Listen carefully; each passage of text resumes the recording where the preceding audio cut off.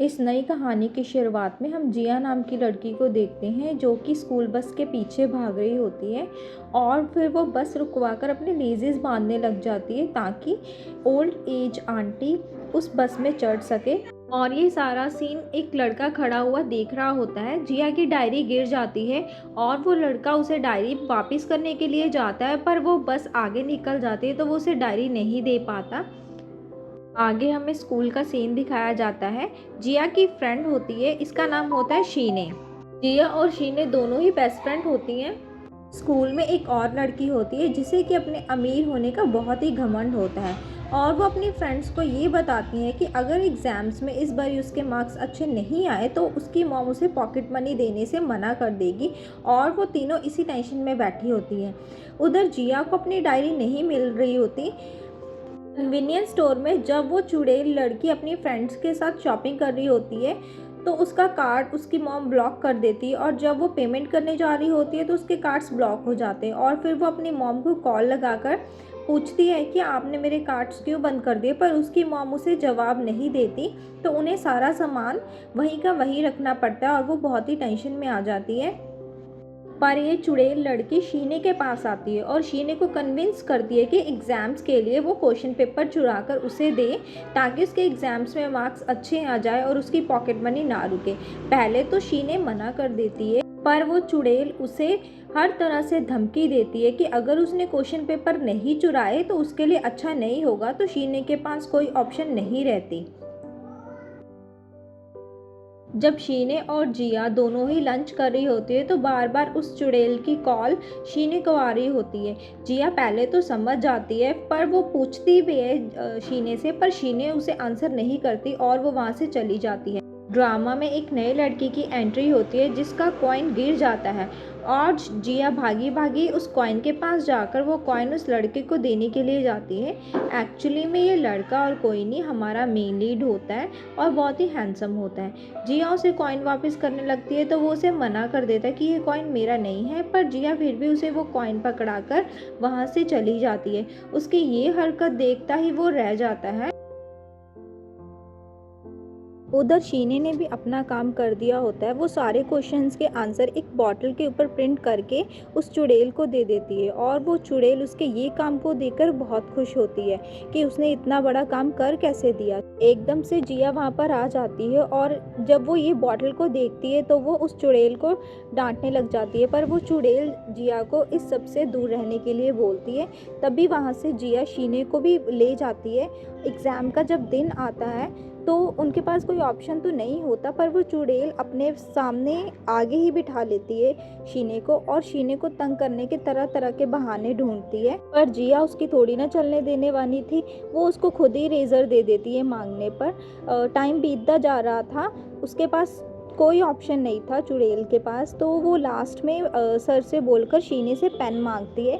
पर जिया थोड़ी चलने देने वाली थी उसकी, जिया खुद ही पेन उसे दे देती है। उस चुड़ैल को जिया पर बहुत गुस्सा आ रहा था पर वो कर नहीं कुछ सकती थी। टाइम ख़त्म हो जाता है एग्ज़ाम का।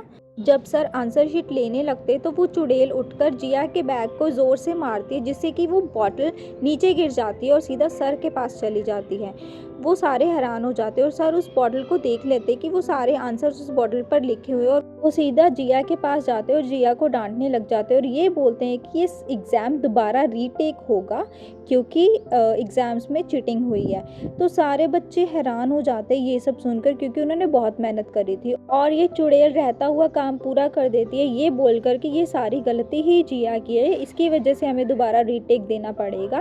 तो सारी क्लास के बच्चे जिया को ही गलत समझने लग जाते हैं। अगले सीन में जिया को ऑफिस में सर बुलाते हैं अपने पास और उसकी आंसर शीट को फाड़कर उसे बहुत खरी खोटी सुनाते हैं और तभी वहाँ पे टीचर जिया को डिफेंड करने लग जाती है, पर सर टीचर को वही बॉटल दिखा देते हैं कि ये इसने चीटिंग करी है। जब वो वापस क्लास में आती है तो सारे बच्चे लंच के लिए चले गए होते हैं। शीने ने भी उसकी वेट नहीं करी, बल्कि शीने तो जाकर उस चुड़ैल लड़की के पास बैठी हुई थी क्योंकि शीने को भी भड़काया हुआ था उस चुड़ैल लड़की ने। जब जिया वहाँ से गुजर रही होती है तो वो चुड़ैल अपनी टांग अड़ाकर जिया को नीचे गिरा देती है और जानबूझकर अपनी लंच वाली प्लेट उस पर गिरा देती है और उसे बहुत बुरा भला सुनाती है। बेचारी जिया घर जाते वक्त बस उस चुड़ैल के बारे में ही सोच रही थी और ये सोच रही थी कि शीने उससे बात क्यों नहीं कर रही। तभी जब वो अपने फ्लैट के पास पहुंचती है तो उसे एक लड़का मिलता है जो कि उनके 4th फ्लोर पर रहने के लिए आया था और वो नया ही था। वो उससे बात करने की कोशिश करता है पर वो जिया उसमें कोई इंटरेस्ट नहीं दिखाती। तब भी वो उसके स्कूल का नेम पढ़ लेता है और उसे याद आता है कि वो डायरी शायद इसी लड़के की थी जो उस दिन गिरी थी।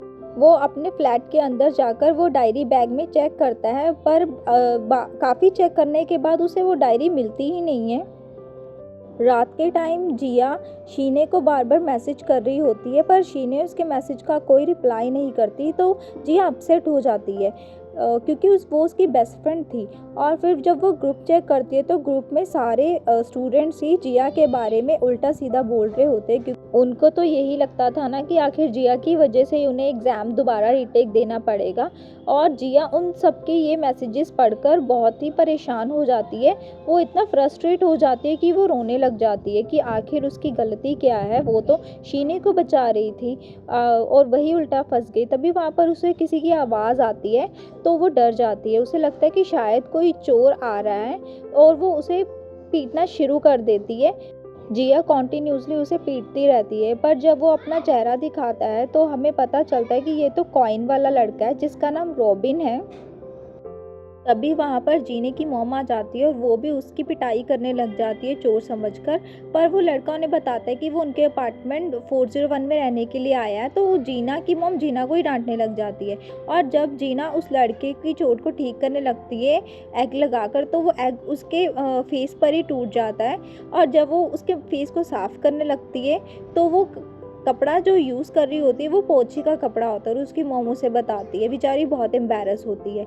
आगे हमें सीन में ये दिखाया जाता है कि ये दोनों लड़के ही एक दूसरे के भाई हैं और ये दोनों ही 401 अपार्टमेंट में रहने के लिए आए हैं। एक्चुअली इन दोनों की कुछ खास बनती नहीं है, ये दोनों ही ऑपोजिट हैं।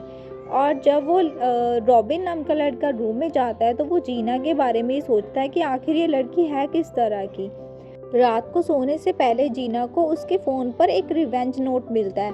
जीना को पहले समझ नहीं आ रहा होता है तो वो उसे ये लगता है कि शायद उससे कोई मजाक तो नहीं कर रहा पर वो अपना फ़ोन रख कर सो जाती है। तभी अचानक से उसके फ़ोन पर एक लाइट सी जगती है। ड्रामे के बाद में देखेंगे आखिर ये है क्या चीज़। बस में जिया को वही लड़का मिलता है जो उनकी बिल्डिंग में रहने के लिए आया और वो उसे बताता है कि उसका नाम जेई है और वो हैंगजोंग से आया है और वो इस स्कूल में अब नया है। तो जिया उसकी हेल्प करती है ऑफिस ढूंढने के लिए। वो उसे ये भी बताता है कि उसका ब्रदर भी उसके साथ है जिसका नाम रॉबिन है और वो दोनों इकट्ठे ही सेम फ्लैट में रहते हैं। जिया जब क्लासरूम के अंदर जाती है तो उसके बेंच पर पूरा कचरे का ढेर लगाया होता है उस चुड़ैल ने और जब वो अपना कबर्ड खोलती है तो कबर्ड के अंदर भी बहुत कचरा होता है। ये सारा कुछ शीने भी देख रही होती है पर शीने कुछ कर नहीं सकती क्योंकि उस लड़की ने उसे भी धमकाया होता है। यही जब प्रिंसिपल के पास अपनी मार्कशीट दिखाता है तो प्रिंसिपल उसकी मार्कशीट देखकर बहुत खुश होते हैं और बोलते हैं कि तुम तो बहुत ही होनहार हो। टीचर्स भी बहुत खुश होते हैं। तभी वहाँ पर रॉबिन आ जाता है। ये दोनों भाई एक दूसरे से उल्ट होते हैं तो प्रिंसिपल उसे लेट आने के लिए डांटते हैं कि आखिर वो पहले दिन ही लेट क्यों आया है। रॉबिन जिया की क्लास में ही होता है और जब वो क्लासरूम के अंदर जाता है तो टीचर उसे इंट्रोड्यूस करवाते हैं बाकी बच्चों से और रॉबिन को देखकर ये चुड़ैल लड़की तो बस फिदा ही हो जाती है। क्लास के बाकी बच्चे भी रॉबिन को देखते रह जाते हैं कि इतना हैंडसम लड़का हमारी क्लास में कैसे आ गया। इस चुड़ैल ने तो पूरा ही अपना मन बना लिया था कि अब रॉबिन पर डोरे डालने ही डालने हैं और वो जाकर अपनी सीट पर बैठ जाता है। क्लास की सारी लड़कियां बस रॉबिन को ही देखती रह जाती हैं। जब प्लेग्राउंड में खेलने का टाइम आता है वो चुड़ैल फिर से जिया को फुटबॉल के साथ हिट कर देती है जिससे जिया नीचे गिर जाती है और उसकी चोट लग जाती है। चाहते हुए भी शीना उसको बचा नहीं सकती थी। अचानक से उस चुड़ैल की भी बॉल लग जाती है और वो बॉल रॉबिन से लगी हुई होती है तो इसी वजह से वो रॉबिन को नहीं डांटती बल्कि उस पर डोरे डालना शुरू कर देती है। फुटबॉल लगने की वजह से जिया से चला नहीं जा रहा था तो वो बहुत ही अजीब तरीके से चल रही थी। तभी वहाँ पर जेई आ जाता है और उसकी इस हालत को देखकर उसे बैंडेज देता है लगाने के लिए। तो जिया उसका थैंक्स करती है। तभी वहाँ पे बाकी क्लास के बच्चे आ जाते हैं और चुड़ैल आकर अपनी फ्रेंड्स को ये बोलती है कि रॉबिन सिर्फ उसी का है तो और कोई भी रॉबिन के ऊपर अपनी गंदी नज़र ना ही डाले तो अच्छा है। अगले सीन में हम ये देखते हैं कि शीने ने जिया को बुलाया होता है वॉशरूम में मैसेज करके, तो जिया वहाँ पर आ जाती है। एक्चुअली में ये सारा प्लान उस चुड़ैल का होता है, उसी ने शीने को बोला था कि उसे मैसेज करके यहाँ पर बुलाओ। जिया को जब ये सारी बात पता चलती है तो जिया हैरान हो जाती है कि आखिर शीने इतना क्यों गिर रही है इस चुड़ैल के सामने। और फिर वो चुड़ैल उसे टॉर्चर करना शुरू कर देती है। वो उसे वॉशरूम के अंदर ले जाती है और उसकी वीडियो बनाती है और उसके ऊपर पता नहीं क्या-क्या इस तरह का चीज़ें फेंकती है कि उसे ऐसा लग रहा था कि शायद उसने ड्रिंक करी हो। ये सारा सीन शीने देखकर हैरान हो जाती है। वो चुड़ैल लड़की इतना टॉर्चर करती है उसको कि उस पर पता नहीं किस तरह की लिक्विड गिरा देती है और वीडियो में बस यही दिखाती है कि जिया ने बहुत सारी ड्रिंक करी हुई है। और शीने ये सब देखकर पहले ही वहाँ से निकल पड़ती है। वो चुड़ैल अपनी फ्रेंड्स के साथ जिया को वहीं पर लॉक करके वहाँ से चली जाती है।